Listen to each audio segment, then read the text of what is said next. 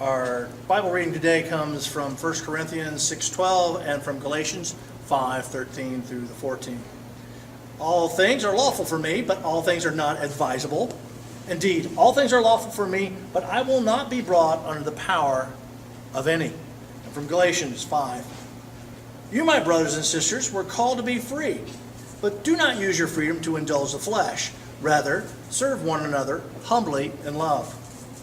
For the entire law is fulfilled in keeping this one command: love your neighbor as yourself.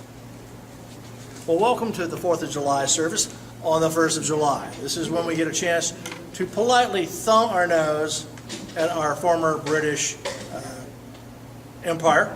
That would be George III. And for those of you who have not been able to experience it here in our audience, Hamilton is just finishing up its run at the Fox Theater downtown. It ran in May and it ran in June. My favorite character there in the entire musical is King George III. And he really wasn't part of the play, but he was inserted there parenthetically to talk about things that had been happening in the colonies and how maybe they hadn't thought everything through, or maybe the British response to what was going on in America. Very interestingly enough, the second time that George III comes on stage, he musically asks the question, what comes next? You've been freed. Do you know how hard it is to lead? You're on your own. Awesome. Wow. Do you have a clue what happens now? Oceans rise, empires fall. It's much harder when it's all your call. And there are a lot of times that George III kind of resounds with the idea of you're really not ready to be free on your own. And freedom comes with responsibilities. We find that here in the United States, and we find that true of our own lives when we take a look at the things that we have to do. Yes, in Unity or in New Thought, we say, congratulations, your individual experience is up to you. That's the good news. The bad news, your individual experience is up to you. And that's part of both sides of the coin. We create our own experience, and that's our third law, or our third pillar of Unity Thought. One of the other things that we come up with in Unity Thought, and people like it, is like, when somebody asks me what's Unity about, or asks one of my members what's Unity about, the very first thing that comes out of their mouth normally is, hey, there's no hell. And everybody says, yes! And then they pause and say, well, except for the hell that we create for ourselves. And it's like, oh, shucks. Again, it comes back to where we create our own experience that we have to go through on our own. And there are a lot of things that we go through that we are free from, but there is a catch to it that we're not fully prepared for. One would be maybe graduation. Recently I've had a chance to speak with some folks that just recently graduated from college over at University of Georgia. And they said, hey, I can stay up all night now, I can party, I can do whatever. Talk to them a month later, said, well, how's all of that working for you? And well, you know, I've got to work, I've got to pay the rent, I've got to do this, I've got to do that. Said, right you are. Right you are. So there's some problems with that. How about empty nesters? Here in our congregation, we've got several folks that are empty nesters now. So great, the kids are out of the house. But with that comes a loss of identity sometimes. It's like, hey, I'm so-and-so's mom, but they're no longer here. How about death in a family? I'm so-and-so's wife.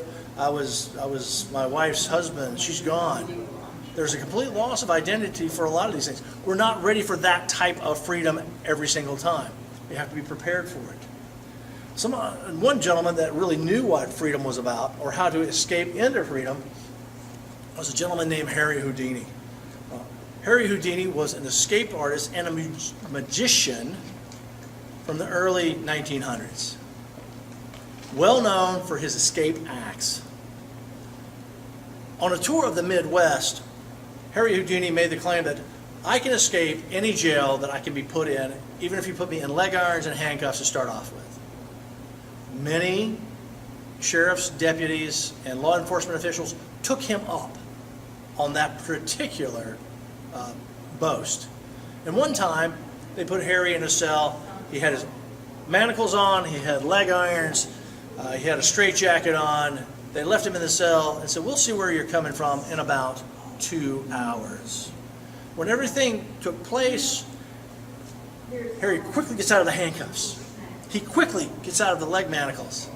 He whips off his belt and has a piece of metal that's put into it, that's been sewn into the seaming of the belt. He takes that and starts working on the lock of the jail cell. He fails to get through it. At 15 minutes, 30 minutes, an hour and a half goes by. He still can't get the lock to open. Hour and 45 minutes, he throws it down. He collapses on the floor. He moves his head forward. He slumps down. His head hits the door. The door opens. The door was never locked. Harry then regains himself and walks out. Now, the lesson of that is not lost on anyone. And many times that we are prisoners of cells that we have ourselves, cells that we've created for ourselves. The idea is we also hold the key to get out. In closing, I'd like to remind everyone of a very simple but very poignant story of a mother bird who's looking at her last chick that's in the nest. All the other brothers and sisters have left. Why won't you like to go? Wouldn't you like to join them and be free? And the little bird looks and says, Mama, what if I fall? And she looks at him and says, but oh my child, what if you fly? And then she quickly gives him the boot out of the nest, to which he flies off. Let that be a lesson to all of us. Freedom comes with a price. Freedom is something that is innately inherent in all of us. It's just for us to claim. And so this 4th of July, while we're sitting around poolside or we're looking on around the grill, let's all remain grateful for the things that we are now free from. And so it is. Namaste. 7:04.